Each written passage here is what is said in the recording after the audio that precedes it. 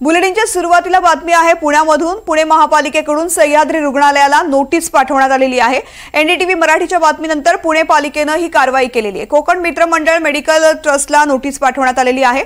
पुणे पालिकेने 1 रुपयामध्ये दिलेल्या जमिनीचा सह्याद्री रुग्णालयाकडून गैरवापर करण्यात आलेला आहे। 7 दिवसात स्पष्टीकरण देण्याचे ट्रस्टला आदेश देण्यात आले आहेत। राहुल कुलकर्णी आपल्या सोबत आहेत। राहुल, पुण्यामधली ही बातमी आपण दाखवलेली होती आणि त्यानंतर आपल्या बातमीचा इम्पॅक्ट झालेला आहे। थेट नोटीस पाठवलेली आहे, काय निर्देश आता देण्यात आलेले आहेत?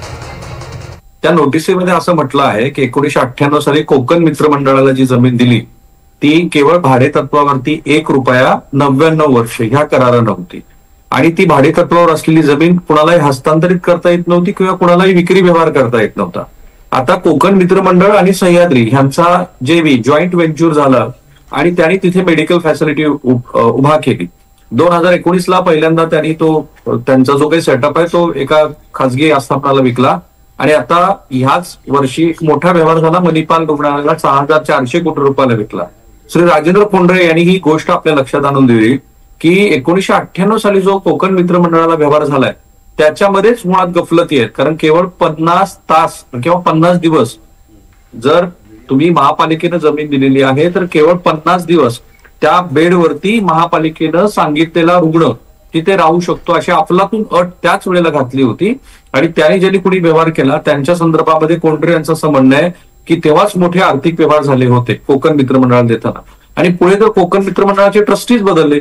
आता हे सगळं राजेंद्र कोंढरे यांनी लक्षात आणून दिल्यानंतर आणि आपण ती बातमी व्यवस्थित महाराष्ट्राला समजेल अशा पद्धतीने मांडल्यानंतर हा एनडीटीव्ही मराठीचा सगळ्यात मोठा पुन्हा एक इम्पॅक्ट आहे पुण्याच्या दृष्टीनं की पुणे महापालिकेला त्या बातमीची दखल घ्यावी लागली। 7 दिवसामध्ये सह्याद्री रुग्णालय जे काही म्हणणं असेल ते त्याला मांडायला सांगितलेलं आहे। आपली सह्याद्री रुग्णालयाच्या आस्थापनांनी पण संपर्क साधला, त्यांचं जे काही म्हणणं आहे तेही आम्ही घेतलं आणि त्यांचं असं म्हणणं आहे की आम्ही ज्या वेळेला हा व्यवहार केला त्याच वेळेला महापालिकेनं आता जे आमच्याकडे भाडे पट्टा मागितला आहे त्याचे पैसे मागितलेत की भरा तुम्ही, ते आम्ही तेव्हाच भरलेले आहेत आणि त्यांचं असं म्हणणं आहे की ह्या जमिनीचा व्यवहार झालेला नाही तर त्याच्यावर असलेल्या इन्फ्रास्ट्रक्चरचा व्यवहार झालेला आहे, पण मुळामध्ये असा व्यवहार करता येत नाही आणि पुढे हाही प्रश्न आहे की जर असा व्यवहार झालेला आहे तर महापालिकेला अपेक्षित असलेले जे मोफत उपचार आहेत ते कधी आणि कुणावरती केले जाणार त्याबद्दलचाही सह्याद्री ग्रुप किंवा मणिपाल ग्रुपचं म्हणणं अजून समोर आलेलं नाही, पण आता एक मोठी कारवाई महापालिका करताना दिसते आहे। निश्चित राहुल, धन्यवाद संपूर्ण सविस्तर माहिती करता।